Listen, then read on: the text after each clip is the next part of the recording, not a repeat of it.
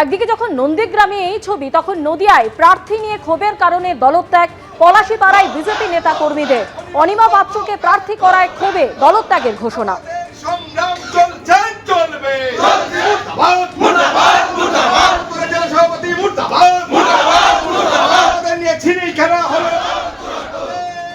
অনিমা দত্ত ভারতীয় জনতা পার্টির প্রার্থীর পক্ষে অযোগ্য মনে করি।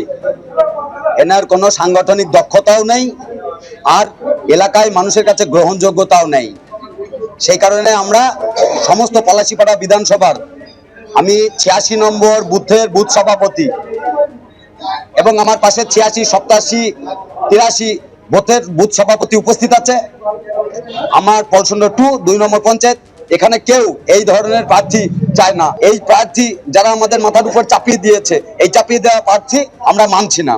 সেই কারণে আমরা আমাদের ইস্তফাপত্র আমরা আমার দলীয় সভাপতির হাতে তুলে দিয়ে। পবিত্রকরের পাল্টা এবার নন্দীগ্রাম তৃণমূলেও ভাঙন।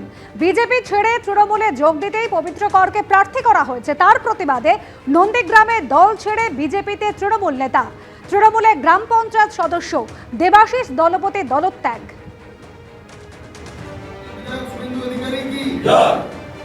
भारत माता की बीजेपी बीजेपी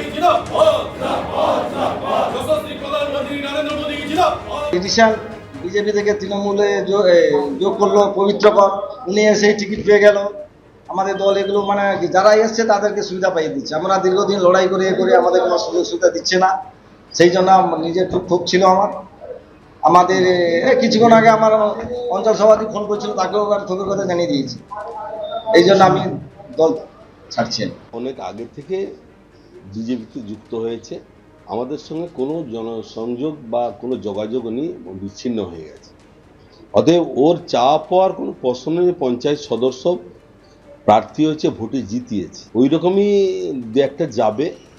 আর দু একটা গেলে কি হবে, 10-20টা আসছে আমাদের দলে। ওটা নিয়ে আমরা কোনো প্রকারে কোনো চিন্তিত নই, আর ওটা নিয়ে আমাদের কাছে কোনো অবাক ব্যাপার। অন্যায় হচ্ছে, পাপ হচ্ছে। ভারতীয় হিসেবে ভারতীয় নাম ভোটার দিয়ে কাটা, এটা কমিশনের পাপ করছে।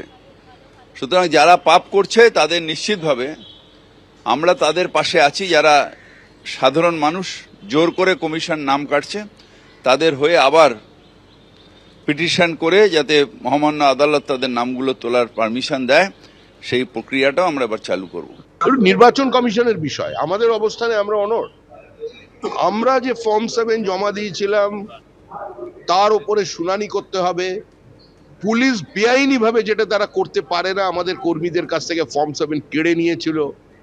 আমাদের ফর্ম 7 তৃণমূল কংগ্রেসের কর্মীরা জ্বালিয়ে দিয়েছিল, বিডিও অফিস ধ্বংস করেছিল। এআরও আর ইআরওদের কাছে তারা যে ফর্ম 7 গুলো পেয়েছিল, সেগুলো তারা রিসিভ করবার পরেও ঠিকঠাক সিস্টেমে আপলোড করেনি। এটাকে শেষ না করে নির্বাচন করা যাবে না। মাঝপথে বলবেন আমি এসআইআর শেষ আর এসআইআর বন্ধ, নির্বাচন হোক, এসব চলবে না। ভোটার লিস্ট চূড়ান্ত না করে ভোট হতে পারে না। কেন? প্রত্যেকেরই অধিকার আছে নির্বাচনে অংশগ্রহণ করার। সুতরাং লিস্টটা যতক্ষণ চূড়ান্ত না হচ্ছে ততক্ষণ ভোটটা করবেন কি করে? আর এটা যদি করে তাহলে আগামী দিনে তো 50,000 লোকের নাম বার করে ভোট ইলেকশন করে দেবে। এটা সম্পূর্ণ একটা অগণতান্ত্রিক এবং স্বৈরতান্ত্রিক পদক্ষেপ হবে। সুপ্রিম কোর্টে মামলা আছে কালকে, সেখানে আমরা বলবো, দেখা যাক কি দাঁড়ায়। 60 লক্ষ বিবেচনাধীনের ভবিষ্যৎ কি? আর কিছুক্ষণের মধ্যেই প্রকাশিত হতে চলেছে এসআইআর এর প্রথম সাপ্লিমেন্টারি লিস্ট। আজই প্রথম দফায় প্রকাশিত হতে পারে 28 লক্ষ বিবেচনাধীনের নাম। রুমা পাল আমাদের প্রতিনিধি রয়েছেন সরাসরি আমাদের সঙ্গে। রুমা, যে 28 লক্ষের নিষ্পত্তি সম্ভব হয়েছে, তাদের মধ্যে কাদের নাম বাদ পড়লো, কারা নতুনভাবে সংযোজিত হলো, আর কিছুক্ষণের মধ্যেই জানা যাবে। নির্বাচন কমিশন সূত্রে আর কি খবর রুমা? দেখো, জানিয়ে রাখি 60,06,675 বিবেচনাধীন ছিলেন। তার মধ্যে থেকে রবিবার সন্ধে পর্যন্ত 28,06,000-এর নাম নিষ্পত্তি হয়েছে। শুক্রবার পর্যন্ত জানানো হয়েছিল 10 লক্ষের নাম বাদ যেতে পারে, এবং সেক্ষেত্রে ফাইনাল কত লোকের নাম বাদ যাচ্ছে এবং কতজন সংযোজন হচ্ছে সোমবার পর্যন্ত সেটা কমিশন এখনো পর্যন্ত জানায়নি। এবং জানানো হয়েছিল যে সন্ধ্যের পর কিন্তু এই লিস্ট বেরোবে, সাপ্লিমেন্টারি লিস্ট বেরোবে। যদিও জানানো হয়েছিল যে বুথে বুথে টানানো হবে, ডিএমদের কাছে চলে যাবে এবং তারপর এসডিও বিডিও অফিসে দেখা যাবে এবং অনলাইনেও দেখা যাবে।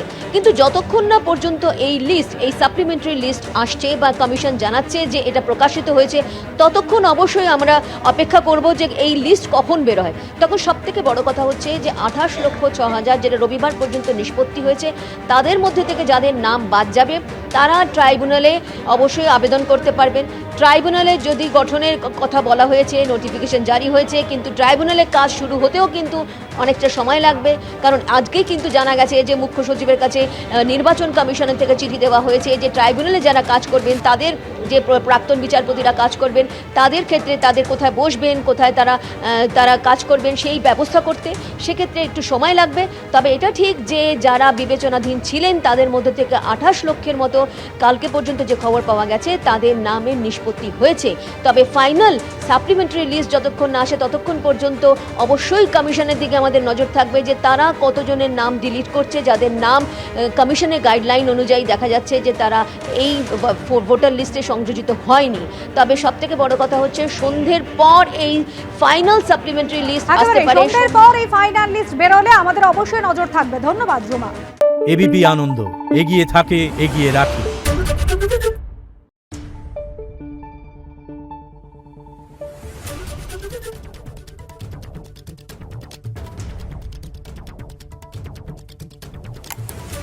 Thank you.